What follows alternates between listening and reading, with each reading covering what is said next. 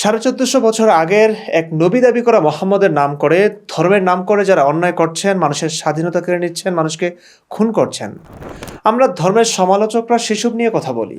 ধর্মের সহিংসতাগুলোই দেখি, ধর্মের বর্বরতা, অমানবিকতা নিয়েই ব্যস্ত থাকি। কিন্তু খুব দুঃখজনকভাবে এবং অপ্রত্যাশিতভাবে একটা ব্যাপার ঘটে যায় এখানে। এই ব্যস্ততায় আমরা আরও অনেক অন্যায়ের বিরুদ্ধে আওয়াজ তুলতে পারি না। মানুষের সময়ের সীমাবদ্ধতা থাকে, কর্মের সীমাবদ্ধতা থাকে। সেই সীমাবদ্ধতাই হয়তো এর কারণ।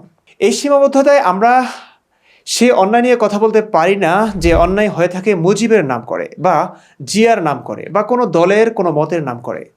মিথ্যে ধর্মের নামে তোলা হাদিয়া নামক চাঁদার সমালোচনা করতে করতে আমরা বিশেষ দলের জন্য তোলা চাঁদা নিয়ে কথা বলতে ভুলে যাই। দুঃখজনক। মোহাম্মদ নামক মিথ্যে নবীর নামে মানুষ খুনের প্রতিবাদ করতে করতে আমরা বিশেষ দলের নেতার জন্য করা মানুষ খুনের প্রতিবাদ করার সময় পাই না, এবং এক মিথ্যে ধর্মের অসারতা দেখাতে এত ব্যস্ত যে অন্য ধর্ম নিয়ে এত পড়াশোনা করবার এবং সেই ধর্মগুলোর অসারতা দেখাবার সুযোগও পাই না। এতে যেটা হয়, আমাদের এই কাজগুলো, এই কথাগুলো অন্য আরেক মিথ্যে ধর্মের অনুসারীরা ব্যবহার করে। এটা নিয়ে তারা রাজনীতি করে। ধরুন, আমি বিএনপির একটি অশোভন কাজ নিয়ে সমালোচনা করলাম, ভিডিও বানালাম। এটি বিএনপির সমাধানের জন্য, এমন কাজ আর কেউ না করুক সেই জন্য। কিন্তু বিএনপিকে নিয়ে এই সমালোচনার ভিডিওটি নিয়ে আওয়ামী লীগের সেই ভাই হয়তো ভীষণ খুশি যে এর চাইতে জঘন্য কাজ করে বসে আছে, এবং এই ভিডিওটি সে খুব প্রচার করছে। এটি নিয়ে দ্বিগুণ উৎসাহী হয়ে তার প্রতিদ্বন্দ্বী দলকে আরও বেশি আক্রমণ করছে, এবং এই করবার সুযোগটা আমার ভিডিও থেকে সে পেয়েছে। তার মানে অন্যায়ের বিরুদ্ধে বলা আমাদের কথাগুলো আরেক অন্যায়কারীরাও ব্যবহার করছে। এটা খুবই দুঃখজনক, খুবই দুঃখজনক। আমি স্পষ্ট জানিয়ে দিচ্ছি, আমি সব অন্যায়ের বিরুদ্ধে, সব ধর্মান্ধতার বিপক্ষে। হ্যাঁ, এটা ঠিক যে আমার সময়ের সীমাবদ্ধতা আছে, আমার বিষয় নির্বাচন ও সেই বিষয়ে দক্ষতা অদক্ষতার ব্যাপার আছে। সেজন্য আমি যা বলি বা বলবো তা নিশ্চয়ই অন্যায়ের বিরুদ্ধে হবে। তবে সব অন্যায়ের বিরুদ্ধে কথা বলা আমি কেন, হাজার হাজার মানুষ নিয়ে গঠিত একটি বড় গণমাধ্যম যেমন সংবাদপত্র, টেলিভিশন, রেডিও, অনলাইন নিউজ পোর্টালের পক্ষেও সম্ভব হয় না।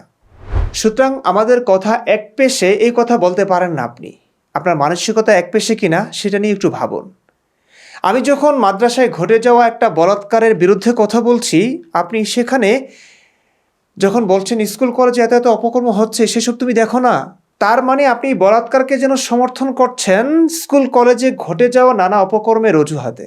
আমি একটি অন্যায় নিয়ে কথা বলছি মানে এই না যে আমি অন্য অন্যায়কে সাপোর্ট করছি বা সমর্থন দিচ্ছি। এর মানে এমন অন্যায় যেই করুক, যেখানেই হোক, যে কোনো প্রতিষ্ঠানেই হোক, যে কোনো দলমত পথের লোকই করুক, যে কোনো ধর্মের লোকই করুক, এটি অন্যায়, এটি অপরাধ।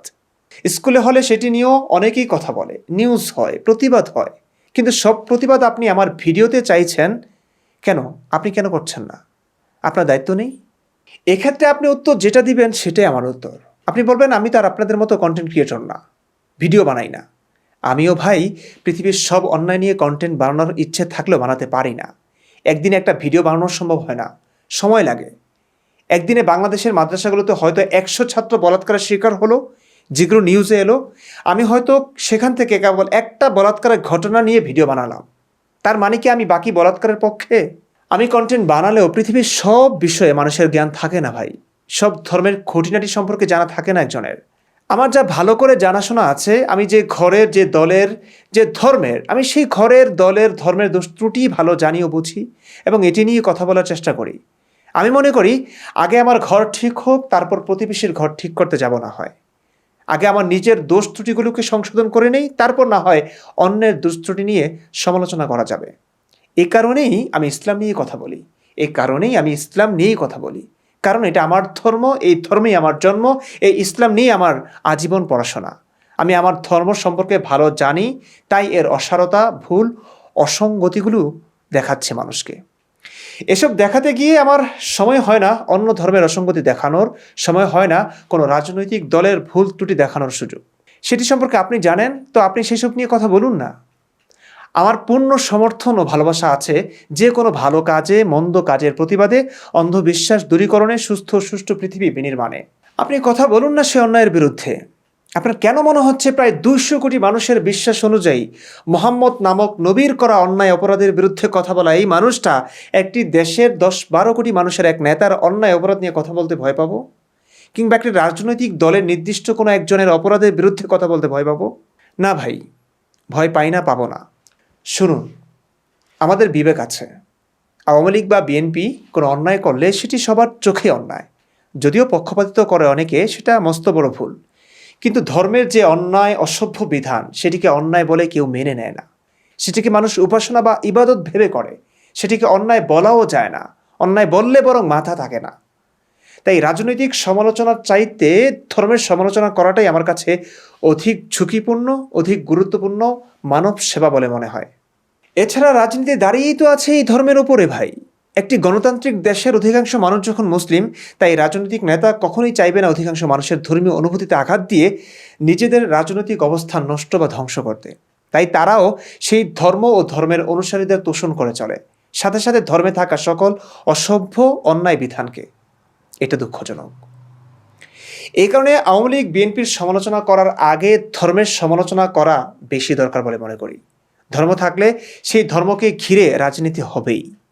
ধর্মীয় অনুভূতি থাকলে সেই অনুভূতিকে রাজনীতিতে কাজে লাগাবেই। মানুষ যখন মুসলিম হিন্দু পরিচয় থাকবে, ততদিন হিন্দু মুসলিমদের কার সংখ্যা বেশি সেই সংখ্যা নিয়ে রাজনীতি হবে। যে দেশে মুসলিম বেশি, রাজনীতিবিদদের প্রিয় ধর্ম সেখানে ইসলাম। ইসলামকে তোষামত করবে, মুসলিমদের মাথায় কাঁঠাল ভেঙে খাবে, অন্যান্য সংখ্যালঘু ধর্মাবলম্বীদের ওপর নির্যাতন মেনে নেবে। আর যে দেশে হিন্দুরা সংখ্যাগরিষ্ঠ হবে, সেই দেশে রাজনীতিবিদদের প্রিয় ধর্ম হবে হিন্দুত্ববাদ।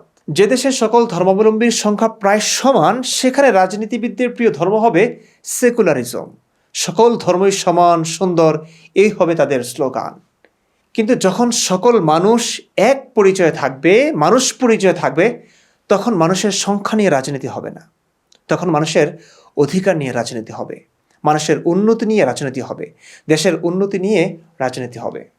যতদিন না দেশে ধর্মাবলম্বীর চাইতে মানুষের সংখ্যা বৃদ্ধি পাচ্ছে, ততদিন এই একপেশে ধর্মভিত্তিক রাজনীতি চলবেই।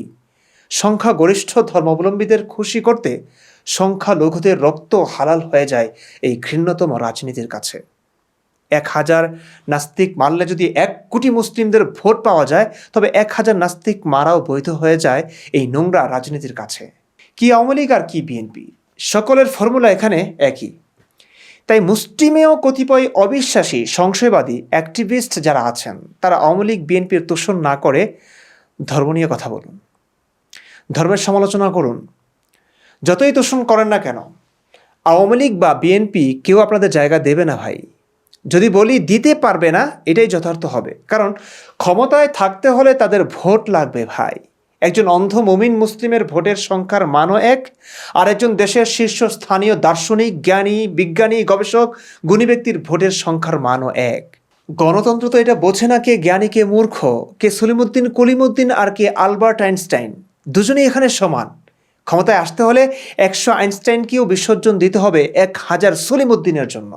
এটা এক নির্মম সত্য গণতান্ত্রিক রাষ্ট্রের রাজনীতিতে। সুতরাং আমাদের ধর্মান্ধতা দূর করে মানুষের সংখ্যা বৃদ্ধি করতে হবে। মানুষের সংখ্যা, ধর্মান্ধদের সংখ্যা না। তখন রাজনীতিবিদরা আমাদের দাম দেবে। যখন দেখবে এখানে নবীকে নিয়ে কটূক্তিকারীর সংখ্যা বেশি, তখন ওরা নিজেরাও নবীকে নিয়ে কটূক্তি করবে। যখন দেখবে আল্লাহু আকবার বলা পাবলিকের চাইতে এখানে সকল মানুষ সমান স্লোগানদাতার সংখ্যা বেশি, তখন ওরা সকল মানুষের অধিকার নিয়ে ভাববে, এর আগে না। সুতরাং আমার কাজ শুধু গুরুত্বপূর্ণই না ভাই, এটাই একমাত্র মানুষকে মুক্তি দিতে পারে। আপনি বোঝেন আর না বোঝেন, এটাই সত্য। আমরা সংখ্যায় কম না, শুধুমাত্র কথা বলার জন্য অকুতোভয় লড়াকু সৈনিক কম। তাও যে কজন আছেন তারা কিছুদিন পর ধর্মের সমালোচনা বাদ দিয়ে রাজনৈতিক দলকে তোষণ করতে শুরু করেন। উদ্দেশ্য ভালো, আমি বুঝি, তাদের উদ্দেশ্য ভালো, পাওয়ার ছাড়া কিছু করা যায় না। এই কারণেই তারা কোনো এক রাজনৈতিক দলের তোষণ করেন। কিন্তু ভাই, এতে কাজ হবে না, বিশ্বাস করুন, এতে কাজ হবে না। বাংলাদেশে কমপক্ষে 1 লক্ষের বেশি হবে যারা ইসলামকে ভালোভাবে বুঝে তারপর ইসলাম ত্যাগ করেছে, নাস্তিক হয়েছে। এবং কমপক্ষে 1000 মানুষ আছে এমন যারা কথা বলতে চায়। তারা একটা সুযোগ পেলে, একটা নিরাপদ জায়গা পেলে, থাকা খাওয়ার জায়গা পেলে তারা কথা বলবে। আমাদের এই সুযোগটা করে দিতে হবে, এই মেধাগুলোকে গুরুত্ব দিতে হবে। ধর্মের সমালোচনা যখন 1000 মানুষ করবে, তাত্ত্বিক আলোচনা, গঠনমূলক সমালোচনা, তখন মানুষ গুরুত্ব দিবে। এবং যারা ইসলাম ত্যাগ করে বসে আছেন গোপনে, তারা তখন আত্মপ্রকাশ ঘটাবে, সংখ্যা এইভাবে বৃদ্ধি পেতে থাকবে।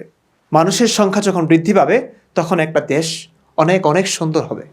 আমরা এটাই চাচ্ছি, অন্তত আমি এটা চাচ্ছি।